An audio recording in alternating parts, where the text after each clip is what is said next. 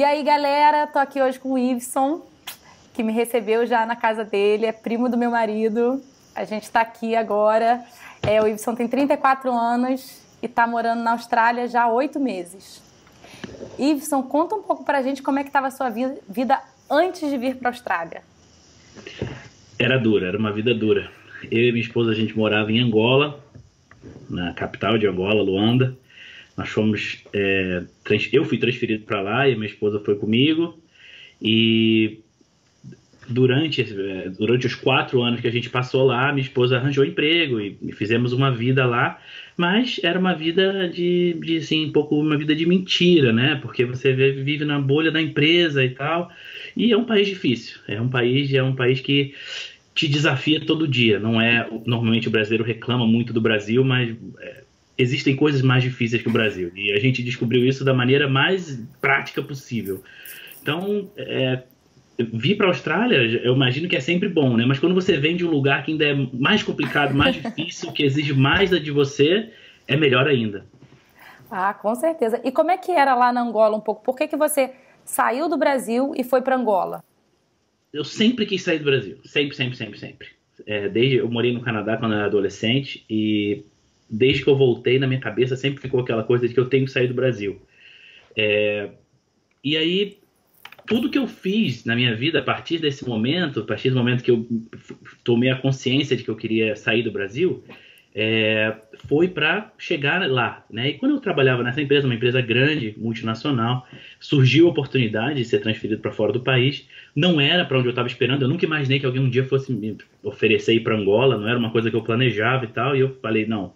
A primeira vez que me ofereceram, eu falei, não dá, não tenho como ir, não conheço nada. Até por falar português, até é um pouco mais fácil, né? Mas eu inicialmente falei que não. E aí minha esposa falou, não, vamos, tal, não sei o quê. Com o planejamento, com o vislumbre de que uma vez que você sai, você muda a sua categoria de empregado, você vira aquele chama de International Mobile, e aí você pode ser transferido para outros países. Então, eu saí do Brasil já pensando em ir para outro país, depois de Angola, porque obviamente Angola era um país que eu sabia que eu não ia ficar, porque é muito complicado, mesmo se você quiser muito ficar, aqui é improvável um brasileiro querer se mudar para Angola e ficar lá, porque a situação é difícil, mas mesmo assim, se você quiser, é muito difícil, o controle é muito forte. O governo não quer que as pessoas vão lá para morar e tal, não sei o quê. Então, tudo que eu fiz foi para depois não voltar mais. Então, a gente foi para Angola e já pensando em ser transferido para outro lugar.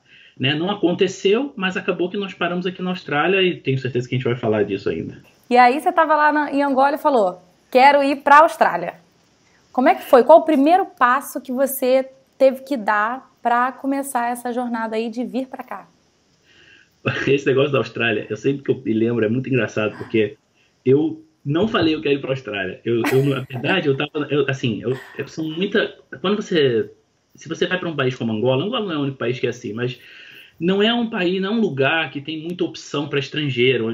Na minha condição, eu morava num compound, não sei como é que fala, num prédio da empresa, é tudo da empresa, e não tinha muito lugar para ir onde a gente morava, não era exatamente assim.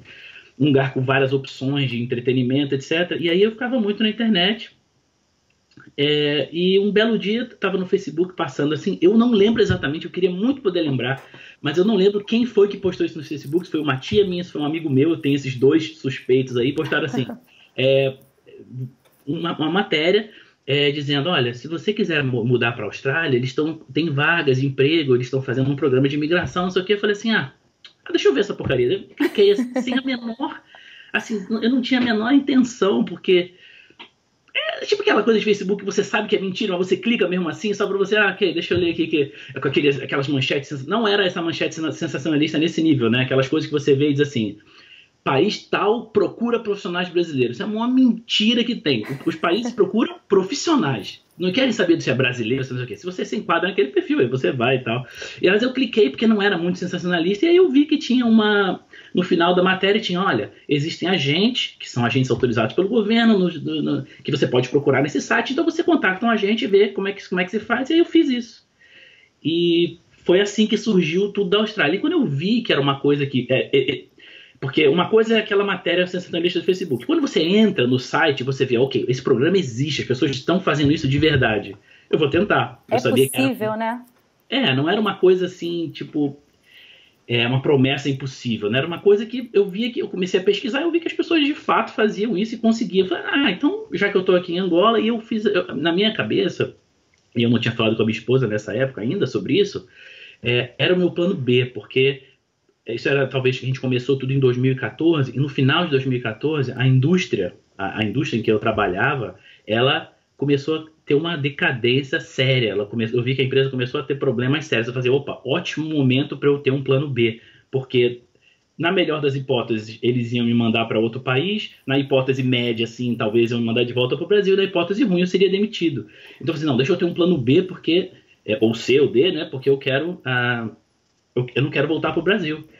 E aí foi isso que me motivou. Foi uma coisa meio que sem querer que eu achei. Foi uma coisa no Facebook. Nossa, que história engraçada.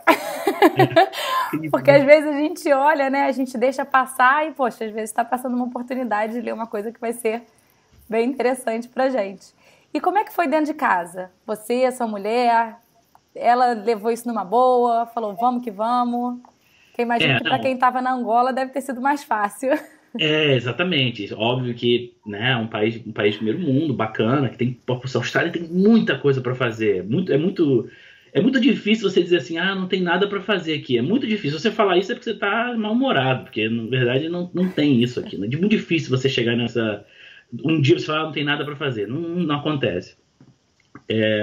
Mas aí, quando eu de fato decidi fazer, e aí eu achei o agente, procurei um agente autorizado. Muita gente faz isso sem o agente. Você não é obrigado a usar o agente, mas o agente te oferece o know-how dele, a experiência de ter passado por vários processos, por um preço a mais, é claro, você paga por isso. Mas nós tínhamos finanças confortáveis por morar fora do país, não pagávamos conta, etc. Então a gente investiu um capital em ter o agente. A gente pensou, não, vamos gastar para ter o agente. Mas quando eu decidi fazer, eu me lembro que eu não falei nada, eu só fui fazer a entrevista. Eu não falei nada para minha esposa, não conversei nada com ninguém. Falei assim, vou fazer a entrevista. É uma coisinha de meia hora, assim, não é uma entrevista, uma coisa assim. Ele só vai te perguntar algumas coisas básicas, qual é a sua profissão, o que você faz, sua idade, como é que é o seu inglês. Ele é como se fosse, na cabeça dele, ele faz um mini processo de imigração para saber se naquele mini processo você atende os requisitos para realmente começar o processo de verdade. E aí ele falou assim, olha, eu acho que sim, né? Acho que você tem condições e tal.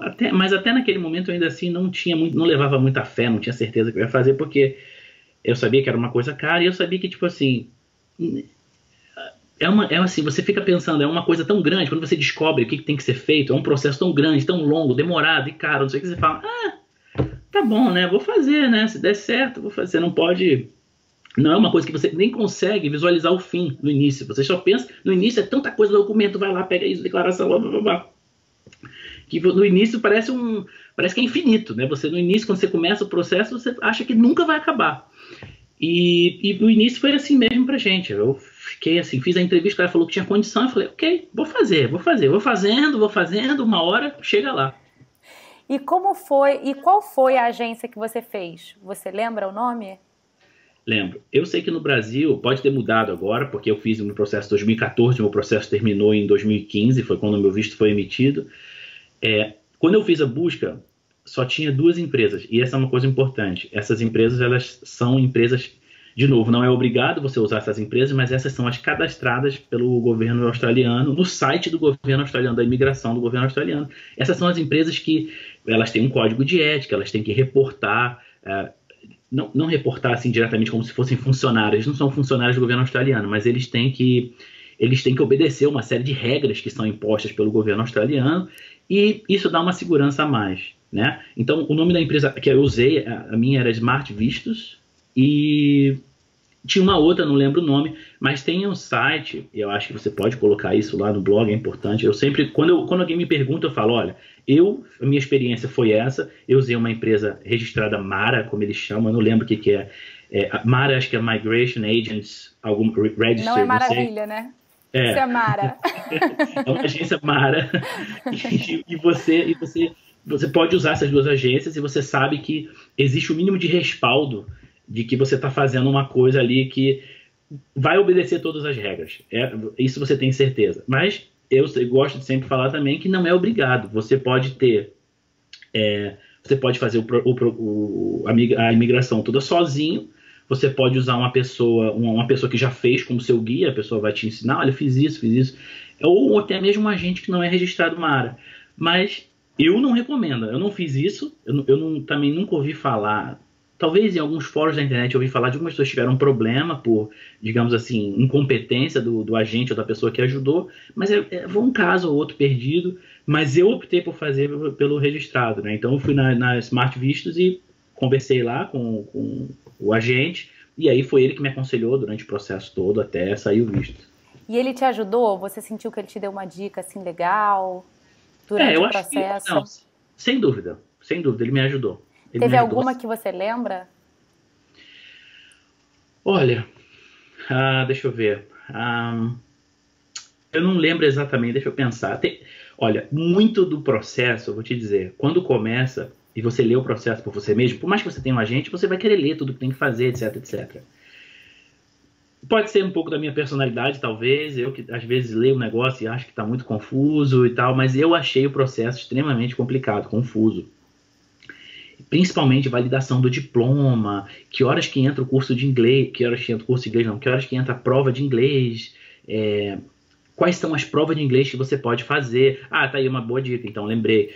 No caso, como eu sou da área de TI, eu tive a opção, e aí foi ele que me deu essa opção, porque eu não sabia, para mim todo mundo tinha que fazer o IELTS, mas na minha profissão e algumas outras, eu não tenho a lista de quais são as profissões, mas várias outras profissões além do TI também aceitam outras provas de inglês.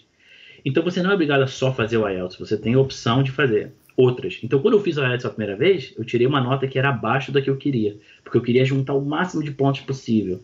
E não consegui com a IELTS. Era uma nota suficiente para aplicar, mas era uma nota que ia me colocar no bolo, e aí eu ia ter que esperar muito, não sei o quê. E eu falei assim, não, eu vou estudar mais e vou tirar uma nota maior. E eu falei assim, faz o seguinte, não faz o IELTS de novo, não. A ACS, que é o órgão que regula a sua profissão na Austrália, aceita essa outra prova aqui. Por que você não vai lá e faz essa outra prova? Aí a prova tinha simulado na internet, uma porção de material. Eu comecei a estudar. Falei assim, vou fazer essa prova. Fiz, aí consegui a nota. Também foi uma das dicas dele, mas teve outras dicas boas também, no sentido de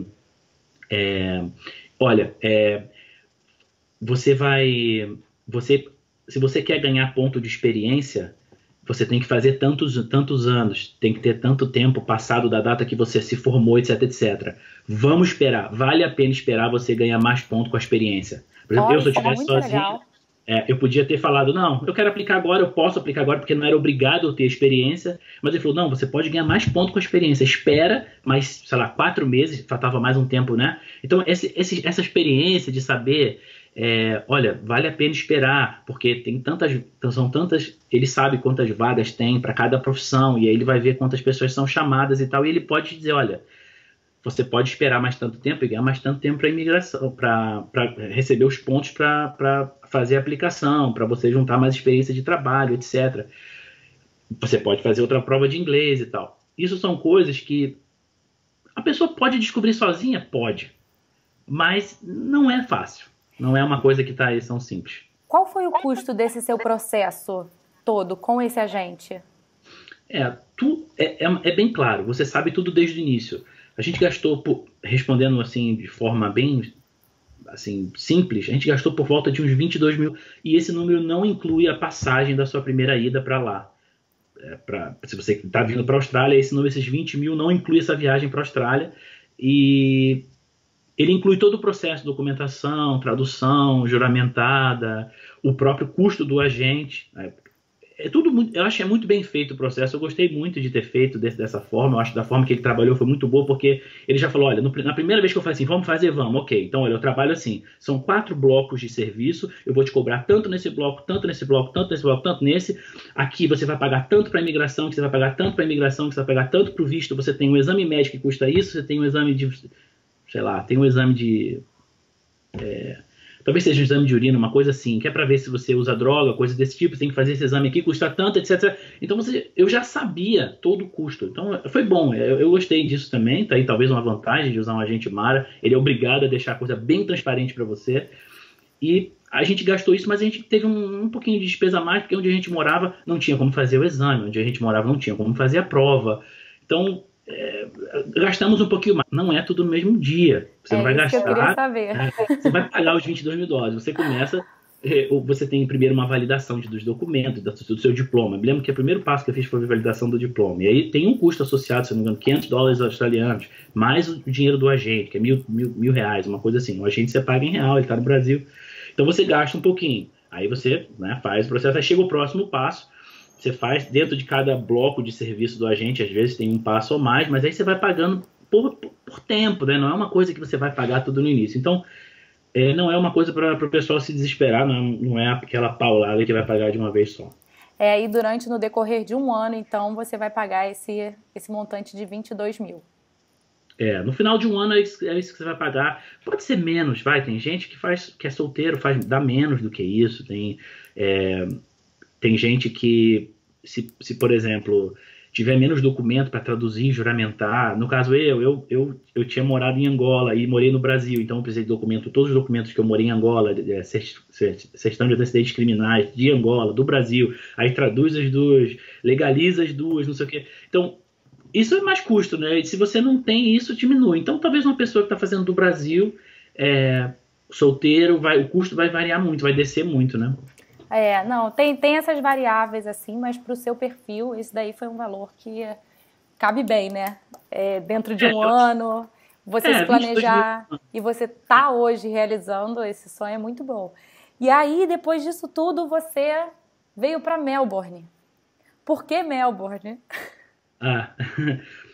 Engraçado é que a Melbourne é conhecida como a cidade mais habitável do mundo, não sei o que, ganhou não sei quantas vezes, 5 vezes, 6 vezes, sei lá, esse prêmio acho que é Economist, uma revista, não sei. Mas a gente não veio exatamente por causa disso, né? A gente, na verdade, Melbourne era a opção default pra gente, porque a minha profissão, a profissão que eu apliquei, quando você vem para cá e você entra nesse programa de imigração, você tem que se enquadrar numa profissão. E a profissão que eu apliquei, que eu validei meu diploma e que eu botei os que encaixava melhor os meus skills, era uma profissão que estava em demanda no estado de Vitória.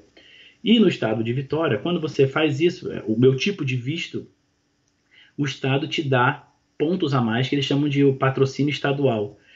E, bom, como Melbourne era a capital de Vitória, eu falei assim, nada mais justo do que ir para a capital. Eu imagino que emprego é mais fácil, a vida é mais fácil, etc. Então viemos para cá por causa disso, porque o meu visto, ele é um visto que é subclasse 189 e a gente tem que receber o patrocínio estadual, que te dá mais pontos, então até ajuda mais, você normalmente recebe o convite mais rápido quanto mais pontos você tem, convite para aplicar o visto.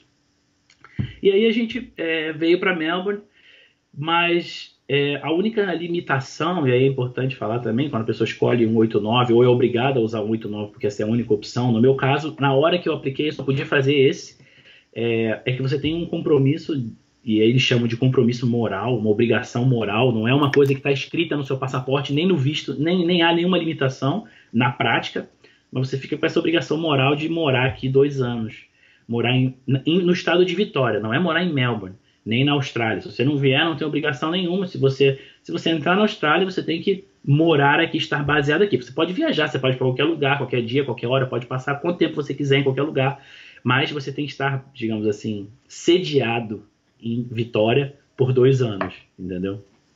Entendi. E vendo assim um pouco da sua vida e da sua experiência, tanto no Brasil quanto na Angola, você e a Andréia, sua mulher, trabalhavam nas suas áreas de formação. Você em TI, ela estava trabalhando em finanças. E aí vocês chegaram aqui. Quais foram as dificuldades que vocês enfrentaram nesse primeiro momento? Que vocês chegaram sem emprego para tentar alguma coisa aqui. Foi fácil? Foi difícil? Conta um pouco pra gente. Dá um frio na barriga, assim, sem dúvida. A gente, quando veio para cá, a gente já estava preparado, a gente se preparou psicologicamente, né? Eu perdi o emprego, fui demitido, a minha esposa pediu demissão e viemos para cá. Do ponto de vista financeiro, é muito importante que a pessoa faça um planejamento, porque além do frio na barriga, que é uma coisa psicológica que você vai ter despesa de verdade aqui, que não é psicológico não, despesa é verdadeira. Você chega aqui e as coisas são caras para quem ganha em real, por exemplo. Então, essa é a primeira coisa. Planejamento é tudo. Se você se planejar, você com certeza vai ter um bom início aqui. Se você não se planejar, você provavelmente vai sofrer. Então, o início pra gente foi... chegamos aqui e pensamos, bom, primeira coisa era se estabelecer, né? Vamos ter um lugar para morar, para, né, começar a ter uma vida minimamente normal. É muito difícil, e isso é uma coisa que você só sente quando sai do seu país. É muito difícil começar do zero num país novo. É muito difícil mesmo, desanima, assim, às vezes deprime um pouco, porque você não tem a sua família, você não tem nenhum contato, você não tem amigos. Algumas pessoas têm amigos e conhecidos que estudam junto. Quem vem aqui como estudante normalmente faz uma porção de amigos, né? Mas quando você não é estudante, você literalmente começa aqui do zero, né? Como se você tivesse acabado de nascer de novo. Você não tem família, não tem amigo, não tem nenhum contato, não tem network nenhum. Não tem ninguém para te indicar para o emprego, não tem nada disso, né? Então você tem que construir isso tudo do zero. Então nós começamos a fazer a nossa vida aqui procurando um apartamento. Vamos chegar na Austrália. A gente tinha um buffer, né? A gente tinha um planejamento financeiro que nos permitia fazer isso. Então a primeira prioridade não foi procurar emprego. A gente não chegou aqui e foi procurar emprego. A gente queria ter uma casa para morar primeiro. Isso porque também a nossa mudança de Angola, a gente mandou a mudança, né? Nós nos mudamos para Angola, a empresa levou tudo nosso para lá e a gente teve que trazer a mudança toda para cá. Então a gente também tinha uma certa pressão de ter um lugar para colocar a mudança. A gente não queria botar num depósito, né? A gente queria, vamos ter nossa casa, a mudança vai chegar, vamos colocar as coisas numa casa, etc. E começar a viver a vida normal, mais normal possível dentro das condições que a gente tinha. Então começamos a procurar casa, achamos em um mês, demorou 1 mês e meio para entrar. Era um apartamento, um prédio novo, bem próximo ao centro da cidade. E nós gostamos muito, porque era novo, ia morar em lugar novo, né? Tá tudo novinho, tudo, assim, ninguém gastou nada, entendeu? Então, assim, era tudo... A gente ficou muito bem impressionado com o prédio, com o apartamento, então achamos, vamos mudar. Então, até pagamos mais por isso, porque era mais caro, né, alugar um apartamento novo do que ir para apartamento mais antigo. Tem muita coisa ruim, é importante saber isso. Tem muito apartamento ruim, mas tem muita coisa ruim, muita. A cada 10 ruins, um bom. Então, assim, cada lixo de apartamento, mal cuidado, porque o perfil das pessoas que vêm para cá, para a Austrália, eu posso dizer que é para a Austrália, não posso dizer, apesar de eu nunca ter saído de Melbourne, nunca saí de Vitória, eu posso te dizer que o perfil das pessoas que vêm para cá é muita gente com Work Holiday Visa, aquele visto de 1 ano, que o pessoal da Ásia faz muito isso, o pessoal da Europa. Então é normal a pessoa, infelizmente, vir para cá e não cuidar muito bem do imóvel, não cuidar muito do apartamento, da casa, o que quer que seja. Então você chega nos lugares que você vê que o inquilino não tinha nenhum cuidado, né? Então é muito normal, é bom a pessoa saber que quando ela chegar aqui para procurar apartamento, ela vai ver muita porcaria. Isso decepciona um pouco, né? Porque a pessoa acha que vai para a Austrália, nossa, que maravilha, tudo vai ser maravilhoso, tudo é perfeito, e essa parte já é um desafio. E hoje você está morando num prédio que tem condomínio, que tem piscina, tem um mini spa, né? Uma jacuzzi aí maravilhosa, que by the way eu frequentei. Você está morando num condomínio super legal. E foi difícil, assim, porque o que eu tenho visto dos brasileiros falando é a dificuldade deles aceitarem o brasileiro por ele não ser ninguém no início. Vocês sentiram essa dificuldade também ou não? Foi fácil logo que vocês aplicaram para esse apartamento?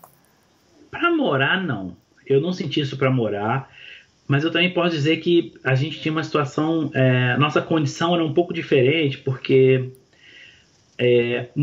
eu sinto que a dificuldade do brasileiro, eu posso estar errado porque eu nunca estive no sapato deles, né, dos estudantes, que a maioria, uma esmagadora são estudantes, estudante, né, então eles vêm e dividem apartamento com 3, 4 pessoas, às vezes até mais, então muitas vezes o agente, eu esqueci o nome, como é que fala, mas o real estate, né, a empresa do real estate agent, o corretor, ele não quer alugar para esse tipo de pessoa, ele não quer esse perfil, às vezes ele quer uma família, porque o dono do apartamento quer uma família ali, não é porque ele é maluco, né? Porque ele ele sabe que as pessoas, se o cara vem como estudante, se o cara não tem nenhum compromisso aqui, não tem nenhum laço aqui, ele não vai cuidar do imóvel igual, né? Então, eu imagino que haja essa vamos dizer assim, a resistência natural de alguns corretores em alugar para estudante, para dividir, vai saber quantas pessoas vão morar ali, uma rotatividade enorme, etc.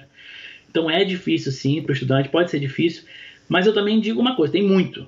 Então todo mundo encontra. Por mais que às vezes seja difícil, sempre encontra, porque tá todo mundo aqui. O pessoal vem, acha e mora. A gente tem um grupo de WhatsApp de brasileiros do prédio aqui, aqui você sabe, né? São dois prédios e tem uma porção de brasileiros. Então tem um grupo do WhatsApp de quem mora aqui e todo dia eu vejo, olha, fulano tá saindo, alguém quer vaga, não sei o que, todo dia tem. Então tem. É difícil? Bom, é difícil. A vida aqui na Austrália se você chega do nada, é difícil. Se você chegou aqui, não tem contato, não tem amigo, não tem ninguém, claro que vai ser difícil. Imagina um australiano chegar no Brasil agora. Vou estudar. Né? É difícil, né? Vai ser um desafio, né? Sair do zero, né? Sair daquela inércia. Você não tem casa, não tem emprego, não tem nada. A pessoa chega aqui, não tem nem conta no banco, né? Você imagina. Tem que abrir a conta no banco, vai tirar o TFN, né? Que é o CPF, etc. Então você vai começar a existir aqui como um residente da cidade. E aí a coisa... Mas eu digo, encontra. É difícil? Mas encontra.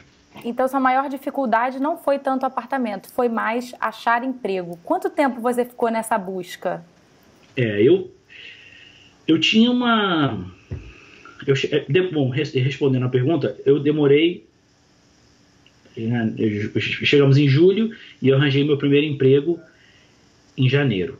6 meses. 6 meses, exatamente. Mas eu também não comecei a procurar em julho, né? Então, talvez da época que eu comecei a procurar seria melhor, né? A gente entrou aqui em agosto, eu comecei a procurar final de agosto, setembro. Então, é isso, 5 meses. Mas aí também tem outra coisa que é importante falar. E também, de novo, voltamos àquele ponto de que você chega num país novo e você não é ninguém num país novo, você não é nada, ninguém te conhece, ninguém sabe, você pode botar lá no currículo que você é, sei lá, PhD de alguma coisa e existe o risco de você não conseguir um emprego compatível com a sua experiência, com a sua formação profissional. E eu tinha um cargo, eu tinha 9 anos de empresa quando eu fui demitido, e eu tinha um cargo que era uma coisa, e esse cargo eu tentei, nos primeiros 3 ou 4 meses, tentar só passar para o mesmo cargo aqui. Isso não aconteceu. Eu senti que o mercado simplesmente não quer. O mercado não aceita a pessoa vir de fora e começar com... Eu vou falar aqui, eu era gerente de TI e é muito difícil você chegar aqui e ser um gerente de TI também. É impossível? Não, não é impossível. Mas há uma certa resistência do mercado por você não ter nenhuma referência local. Eles não têm nenhum australiano para ligar e dizer, olha... o Iveson foi gerente aí na sua empresa, ele era uma pessoa de confiança, ele era uma pessoa emocionalmente estável, não sei. Eles não têm como fazer isso, então há essa resistência natural do mercado para alguns cargos de confiança em algum nível. Mas eu te digo também, em contraponto a isso, que o que eu fiz? Eu menti no currículo, o que eu fiz? Eu apaguei toda a minha experiência de gerência, paguei e fiz como se eu tivesse puxado o meu passado para frente, como se o meu passado fosse a minha última experiência. Exatamente, foi o que eu fiz. E em uma semana eu consegui o primeiro emprego. Bom saber disso, essa é uma boa dica. Foi rápido, assim, a gente ficou super impressionado, era um emprego bom, perto de casa, tinha um salário mediano, não era nem ruim nem muito bom, mas era muito perto de casa, etc, etc. E até eu sair desse emprego depois, porque eu não gostei muito. Então, quer dizer, eu tive a opção ainda de escolher outro. Então, quer dizer, você procura aqui o caminho de menos resistência, né? Você vai tentar fazer o que dá. Mas a dica que eu dou, e aí foi o que funcionou para mim, eu não sei como é para todo mundo, é você que talvez começar um pouquinho mais de baixo, que, né, se você já tem a experiência, se você já tem o know-how, a coisa anda também, né? Porque você entra numa empresa e faz a sua história na empresa e vai subindo. Então, eu acho que talvez o caminho mais fácil é esse. Talvez, se você era um gerente de, vamos lá, finanças no Brasil, você chega aqui, talvez você vai ser um pouquinho menos, um team leader, você vai ser alguma coisa um pouquinho abaixo disso para ganhar espaço de novo e aí sim voltar ao que você era. Como é o salário aí em Melbourne? Como funciona essa faixa do salário mínimo? Quantas pessoas geralmente ganham? Quantas horas trabalham? Você pode falar um pouco disso pra gente? claro.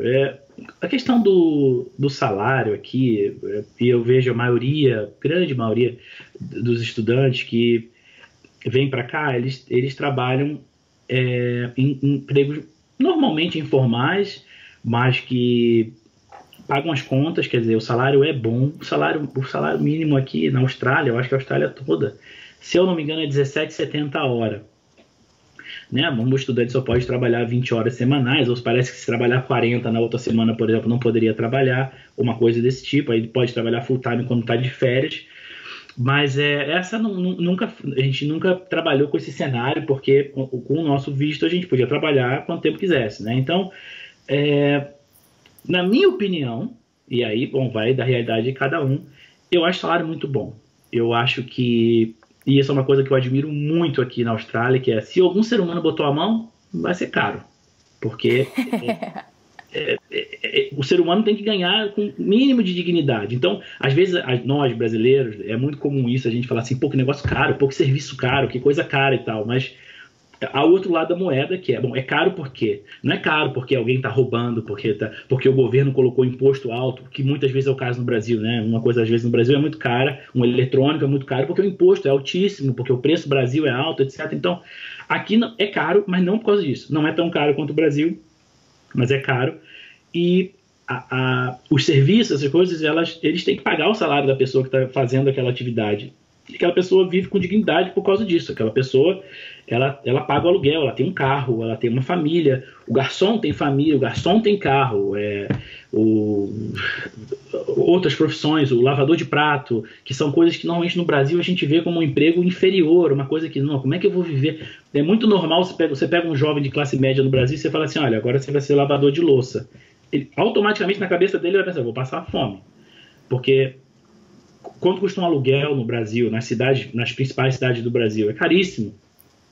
Ele não vai conseguir pagar um aluguel com salário de lavador de louça. Ele vai ter que morar com os pais, ele vai ter que ir morar longe para dedéu do trabalho, etc, etc. E aqui isso é diferente. Aqui o lavador de louça ele tem um salário digno. Aqui o lavador de louça ele vai de carro para o trabalho. Aqui o cabeleireiro tem a sua casa, tem a sua vida. Então, a questão do salário aqui, na minha opinião, os salários são muito bons. A vida é cara, no geral. Eu tenho a impressão que talvez não seja cara como Angola, mas Angola realmente é surreal, porque o país não produz muita coisa internamente, então tudo é importado, a importação é cara. Aqui não é o caso, aqui tem coisas que são produzidas aqui, fabricadas aqui, mas é caro porque os salários são relativamente bons. E nessa base de 17,50, botando que uma pessoa trabalharia 5 vezes na semana, qual é a carga horária mais ou menos aqui? É de 8 horas? A questão da carga horária aqui, e aí eu também acho isso fantástico, talvez não dê certo no Brasil uma coisa dessa, e eu nem vou entrar na conversa de política aqui, porque essa é uma coisa que não tem fim. Aqui você não tem uma CLT tão, digamos assim, tão restrita em cima das pessoas. Então, o que acontece? Os empregos, eles têm uma flexibilidade de horário enorme. Quer dizer, a pessoa pode te contratar e falar, eu só quero que você venha aqui segundas e terças de 2 às 4, 2 vezes por semana. Se eu não precisar de você também, então você não vem na quinta. E aí a pessoa, o que ela faz? Ela tem um emprego aqui, ela tem um emprego ali, tem um emprego lá. Então, eu acho que com a possibilidade de ter mais flexibilidade, quer dizer, você pode contratar uma pessoa full time, por exemplo, e a pessoa só trabalhar durante... Eu quero que você só trabalhe aqui para mim, vai ser full time, você vai ser, vamos dizer assim, o que o brasileiro chama de carteira assinada, por exemplo, só que eu só quero você por 6 meses. Afinal de 6 meses, você, tchau, obrigado, você trabalhou, recebeu e tal, e vai embora. Então, tem várias, digamos assim, vários mecanismos que são usados aqui, que às vezes... Quando eu cheguei aqui do Brasil, eu falei assim, pô, isso não é um abuso, será que não sei o quê? Não, não é, porque o empregador aqui tem menos medo de contratar. Ele contrata porque ele sabe que não vai custar tanto, quer dizer, o imposto é um pouco menor para ele, etc. Então, a carga horária, se você perguntar assim, qual é a carga horária? Eu vou dizer a minha. A minha é 7h30 por dia. Eu trabalho 7h30 por dia. Mas tem gente que trabalha, a Andréia, por exemplo, minha esposa, ela trabalha 8 horas por dia, se eu não me engano. E cada caso é um caso. Para os trabalhos informais é uma coisa bem mais flexível, né? Tem trabalhos informais que talvez não sejam tão flexíveis, a pessoa tem que estar lá, o pessoal de hospitality que trabalha em hotel, ou restaurante, etc. Eles talvez tenham uma carga horária mais definida, assim, mas é muito comum se ver a pessoa trabalhando em dias completamente, segunda e terça numa semana, sexta e quarta na outra, e a coisa vai variando e tal. Isso tudo, e aí é importante dizer, dentro da lei, quer dizer, o empregador paga o funcionário, como se chama, né? Paga no TFN, né? Como se, digamos assim, né? No CPF, aquela renda está registrada, etc. Pela hora, né?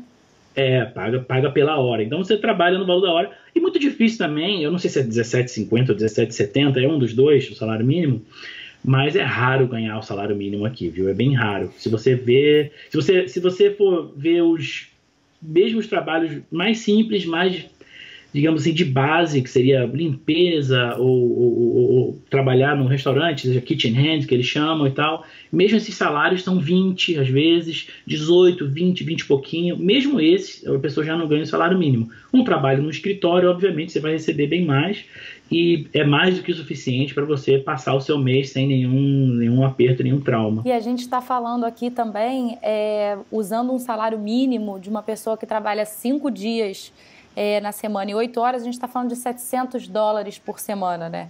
Se a gente multiplicasse por 4, daria 2.800 por mês. Então, é um salário de 2.800 dólares para viver com toda essa dignidade e escolher o que você quer fazer. E você já está me falando que esses 17,50 talvez sejam os menos utilizados, né? Talvez uma faixa de 20 seria melhor para poder complementar essa renda. Em questão de escritório, quem trabalha no escritório, você sabe mais ou menos me dizer qual uma média da hora? Olha, é difícil dizer uma média, mas das experiências que eu tive, da minha esposa também, é muito comum você ganhar, se você trabalha no escritório full time, por exemplo, você vai ter lá, sei lá, 22, 25 a hora, dependendo do tipo de trabalho, né? Eu acredito, posso estar enganado, mas da forma que eu vejo, existem empregos que pagam melhores. Eu tenho a impressão que a área de TI paga relativamente bem, a área de finanças aqui não só paga bem, mas como tem muita oportunidade na área de finanças aqui, todo tipo de finanças, mesmo dos trabalhos mais simples de quem vai lançar fatura no sistema, a pessoa contas a pagar, até o controller, o auditor, todo esse ramo da área financeira, eu tenho a impressão que tem muita oportunidade.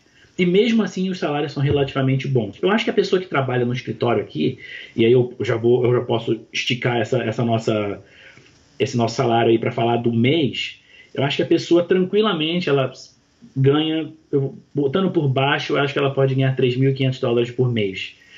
Mais ou menos. É comum na Austrália se pagar por mês também. A gente fala muito de semana a semana, mas, por exemplo, eu ganho por mês, a minha esposa ganha por mês. Mas o cálculo muitas vezes é feito por semana, porque muitas vezes o aluguel é pago na semana, ou como eu chamo do fortnight, que é pago de 15 em 15 dias. Algumas pessoas recebem de 15 em 15 dias, algumas pessoas recebem pela semana. Eu conheço outras pessoas também que recebem por mês, mas é normal o ciclo aqui ser semanal, sim. Saindo da renda, então, e vamos para os gastos. Vamos sair desse faz-me rir e vamos para o faz chorar. Me conta, você aí nesse apartamento, que como a gente já falou, está dentro de um lugar super legal, é bem próximo do centro. Vale ressaltar que aí em Melbourne tem a Free Transzone, você está dentro dessa Free Transzone, então você consegue chegar no centro bem rapidinho, 10 minutos. E além de ter a piscina, o spa, a academia e ter toda a infraestrutura de um prédio normal. Quanto você paga por semana pelo seu apartamento, que é de 2 quartos, né? Isso, a gente mora num apartamento de 2 quartos, dentro da Free Transzone, que é uma vantagem ótima, próxima à estação de trem, etc, etc. Então, a localização é muito boa e a gente paga por isso, né? Agora eu tenho que fazer a conta para saber, mas por mês dá 2.520. A gente paga 2.520 por mês, tem que fazer a conta aí, dividir por 4, mas esse é um valor muito alto, tá? Esse é um valor que a gente estava falando sobre isso antes, né? É um valor, inclusive, que eu já estou querendo parar de pagar, porque você tem um conforto e você tem a localização. A gente tem uma biblioteca excelente aqui do lado de casa, a gente tem restaurantes, e estamos dentro da Free Trans Zone, tem trem, tem todo tipo de facilidade aqui perto da cidade, onde a gente está praticamente na cidade, mas se paga por isso. Aqui não tem nada de graça, é caro e pesa no orçamento mesmo. A gente colocaria aí uns 630 por semana, se a gente acabasse dividindo por 4. E assim, mas também dentro do seu cenário é uma coisa possível. Você e sua mulher estão trabalhando, estão empresas dentro do emprego que vocês têm a sua formação. Então, assim, no seu cenário, mesmo no seu cenário, é caro, né? Tá pagando para os outros isso, como a gente estava falando. Exatamente, é caro, a gente não passa fome aqui de maneira alguma, não é que a gente escolhe, vamos comer carne ou vamos pagar o aluguel. Não, de maneira alguma, a gente come a carne, mas eu acho que com esses 2.500, e aí o caro não é necessariamente que, não é se é muito ou pouco dinheiro, né? O caro com esse dinheiro você pode pagar a parcela de um imóvel seu, em vez de pagar o aluguel para alguém. O aluguel é aquela coisa, né? Você pagou, está devendo no dia seguinte, né? E bom, um dia a gente vai sair daqui, etc. Então a ideia seria, de fato, comprar um imóvel e com esse dinheiro que a gente paga, os 2.500, a gente paga uma prestação de um imóvel. Não vai ser na cidade, talvez ele não seja como esse aqui. Esse aqui tem um certo luxo, como você falou, piscina, academia, sei lá, jacuzzi, blá, blá, blá, blá. Talvez não tenha a mesma coisa, pode até ter, mas, e não vai ser também na cidade, na Free Trans Zone, mas é seu, né? E aí você, dali para frente, você vai fazer outros planos e tal. Não, e vamos combinar aqui que, te conhecendo, o pouco que eu conheço, se fosse para optar entre o apartamento e a carne, seria a carne. Ah, claro. Porque... A gente vai morar numa caixa de papelão aqui embaixo, mas a churrasqueira vai estar lá com a carne. Gente, o Iveson, ele é um churrasqueiro incrível. Eu que fiquei na casa dele, experimentei diversas carnes. A carne tem tempo, tem um monte de coisa que eu descobri e passei a me interessar, porque o Iveson tem essa paixão por churrasco. E é uma paixão, assim, deliciosa. É muito bom. Faz muito bem, faz um churrasco muito bem, uma das melhores carnes que eu já comia. Que é isso, obrigado. Nossa, foi muito bom. Então eu tenho certeza que ele moraria na caixa de papelão. Tranquilo. E me fala, tirando o gasto do apartamento, quais são os outros gastos que você tem, os principais? Então, o principal, eu vou falar logo um que não tem, que deve estar embutido no aluguel, que é o condomínio. O condomínio existe aqui, mas a gente não paga, está embutido no aluguel. Aí a gente tem conta de luz, conta de eletricidade, né, como se fala, que é cobrada de 3 em 3 meses, então é uma coisa que as pessoas têm que atentar, porque, bom, vão vir 3 meses juntos, então você tem que estar preparado para pagar, ela vem mais alta do que se viesse mensal, obviamente. Temos uma conta de água quente, que é uma coisa que talvez é nova para o brasileiro, uma conta só de água quente. Água tem a quente? Conta, isso eu não sabia. Tem uma conta de água quente separada da conta de energia. Senão só tem água fria. Não, assim, a gente não é uma coisa que... A gente não é uma coisa... Como é que eu posso dizer? Não é um valor assim como o da eletricidade. É mais baixo, né? É uma conta mais baixa. Mas, bom, é mais uma conta que você tem que pagar e ela também vem de 3 em 3 meses. Então tem eletricidade, água quente, água normal, água que sai da pia, etc. Porque a conta de água quente não é da água quente, né? A conta é do aquecimento, digamos assim, né? E aí tem a conta da água, então eletricidade, aquecimento, água. Aí nós pagamos... Bom, aí você tem os... Você sabe o valor delas? De 3 em 3 meses, quanto você paga para... De 3 em 3 meses, acho que dá 180, dá 60 por mês, mais ou menos, a eletricidade. Mas nós somos um casal relativamente econômico, eu acho. A gente normalmente agrupa bem as roupas que vai lavar, tenta não lavar roupa todo dia. A gente raramente usa a máquina de lavar louça. Usa a máquina de lavar louça, mas não usa muito. A gente tenta olhar, não deixar a coisa acesa e tal. A gente tenta controlar. Se você perder o controle... A conta de eletricidade é meio salgada, assim, mas normalmente nós não pagamos muito, dá isso aí, 60 por mês, então você se prepara aí para isso aí mais ou menos, 180, às vezes um pouquinho menos de 180 de eletricidade no final do trimestre, né? A água quente, eu não lembro exatamente, mas é um valor menor que esse, é um valor menor. E água quente é fácil de você controlar, né? Tirando o banho, eu evito lavar a louça com água quente, por exemplo. Quando tá frio, agora começou o frio, né? Ou agora começou a esfriar, não começou frio, mas começou a ficar um pouquinho mais frio, eu ainda não estou lavando com água quente. Se for uma coisa que precisa de água quente, eu até ponho, mas não é uma coisa que eu faço muito. Sim, aí tem conta de gás, se eu não me engano. Tem conta de gás, essa eu tinha esquecido. A conta de gás é relativamente barata. E aí, pode ser que seja uma coisa só aqui desse prédio, mas eu não tenho certeza. O fogão, o cooktop, não conta nessa conta de gás. Já está incluído no condomínio, alguma coisa assim. E o forno elétrico. Então a conta de gás é uma coisa bem assim, bem pequenininha, não faz muita diferença.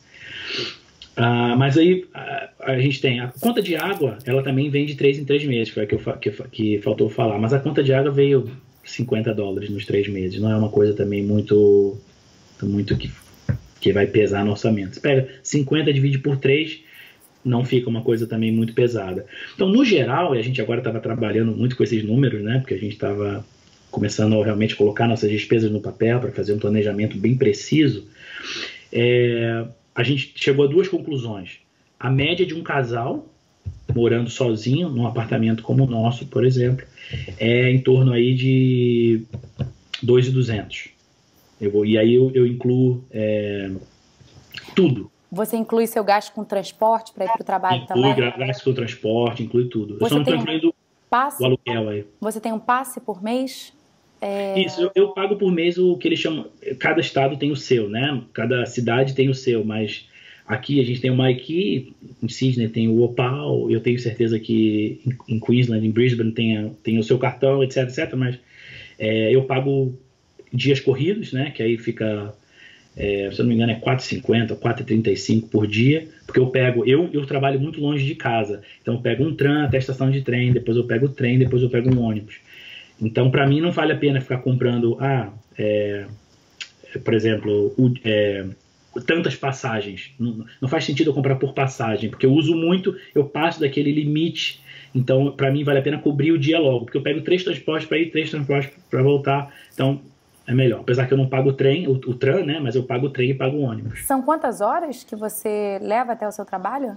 Por volta de 1 hora. De manhã eu saio bem cedo, não tem muito trânsito, eu saio bem cedo também para evitar o trânsito, para poder chegar antes no trabalho, não chegar depois.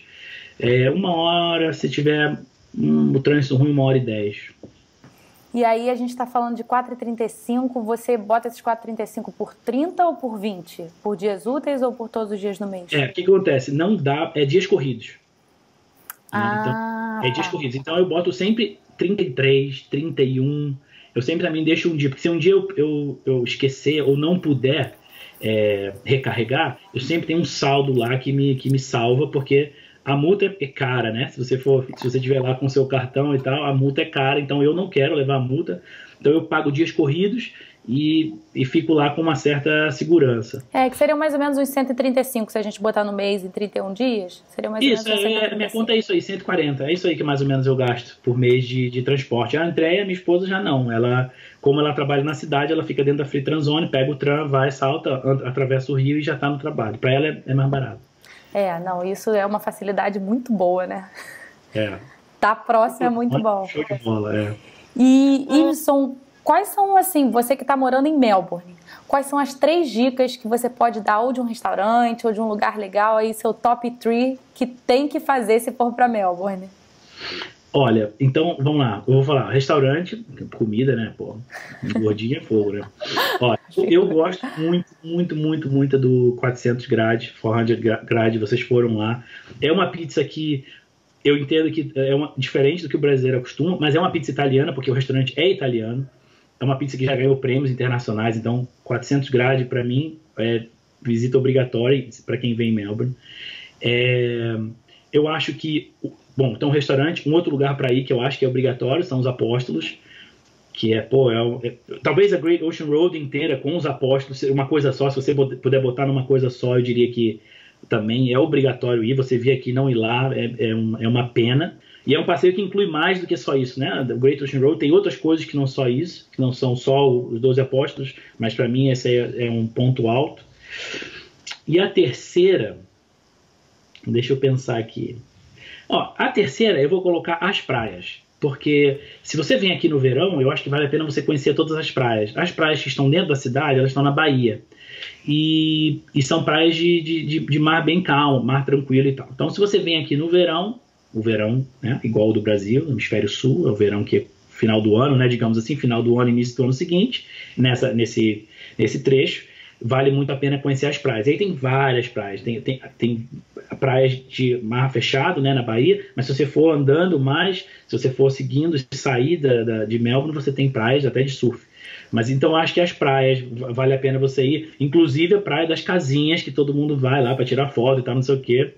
A Brighton Beach, né? Brighton Beach, acho que vale a pena ir, porque é um lugar icônico da Austrália. Quem vem aqui É tem que ir lá. lindo. Eu particularmente posso falar que eu adorei.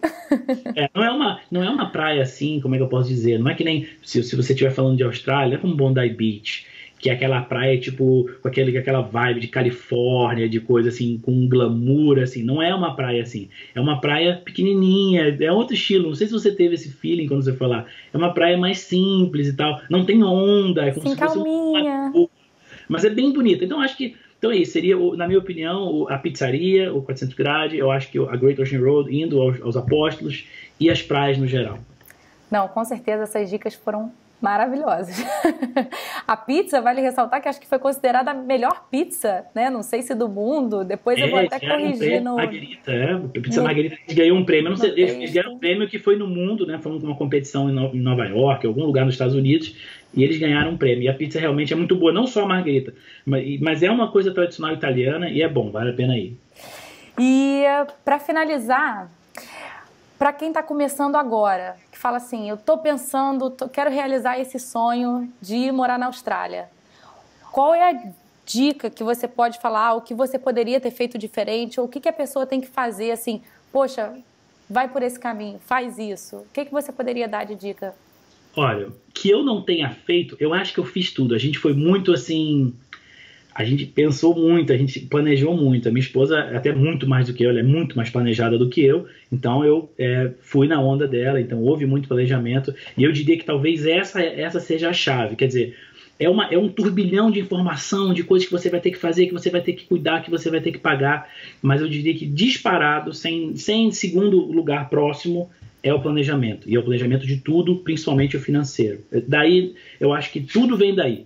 Se você conseguir planejar o tempo que você vai, eu vou daqui a tanto tempo, eu tenho que economizar tanto de dinheiro, eu conversar, eu acho que tem muitos canais no YouTube que tem coisas sobre a Austrália, e você já vai vendo como é que é o custo de vida, onde é que você vai, como é que você vai fazer, onde é que você quer morar, o que você quer fazer.